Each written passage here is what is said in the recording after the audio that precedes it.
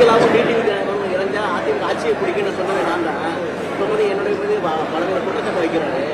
அண்ணாமலை அமித்ஷா இருக்கிற மேடையில தான் அண்ணாமலை வந்து எடப்பாடி முதலமைச்சராக சொல்லி பேசியிருக்காரு. இதுக்கு என்ன பதில் சொல்ல போறாரு அப்படின்னு உடனே சொல்றேன். நண்பர் நயினார் நாகேந்திரன் அவர் நான் துணை பொதுச் செயலாளராக அம்மா அவர்கள் மறைவுக்கு பிறகு அம்மாவின் கட்சியில் இருந்த பொழுது அவர் பிஜேபி போறதை என்ன வந்து சொல்லிட்டு போனார். அந்த அளவுக்கு எனக்கு நண்பர். பட் அவருடைய நிலைப்பாடுகள், சமயத்தில் பேச்சுகள், அவர் கூட்டணியை சரியாக அவர் ஹேண்டில் பண்ணலைங்கிறது தான் என்னுடைய குற்றச்சாட்டு.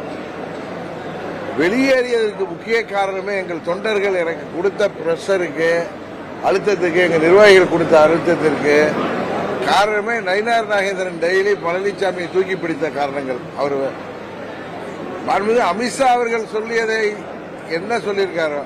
அமித்ஷா எங்கேயும் பழனிசாமியை முதலமைச்சர்னு சொல்லல. அதிமுக சேர்ந்த ஒருத்தர் தான் சொன்னார்.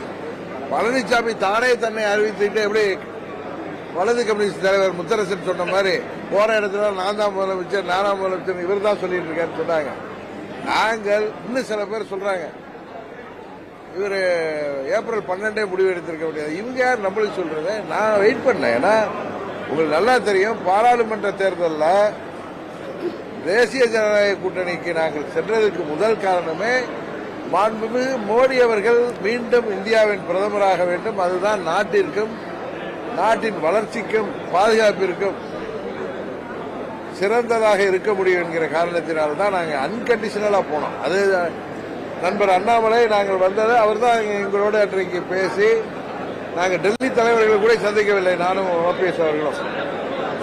அவர் டெல்லியில் பேசி அவர்களோடு பேசிவிட்டு எங்களை அந்த அணியில் இணைத்தது அப்பொழுது மாநில தலைவராக இருந்தார் நண்பர் அண்ணாமலை. இன்னும் சில பேர்லாம் சொல்றீங்க அண்ணாமலை பின்னணியில் இருக்காரு, அப்படிலாம் கிடையாது. நான் சுதந்திரமானவன் எல்லோருக்கும் தெரியும். இதுல என்னன்னா, பிளே ஸ்டோர் மற்றும் ஆப் ஸ்டோரில் இருந்து பாலிமர் செயலியை QR கோடு மூலம் பதிவிறக்கம் செய்யுங்கள். செய்திகளை உடனுக்குடன் பெறுங்கள்.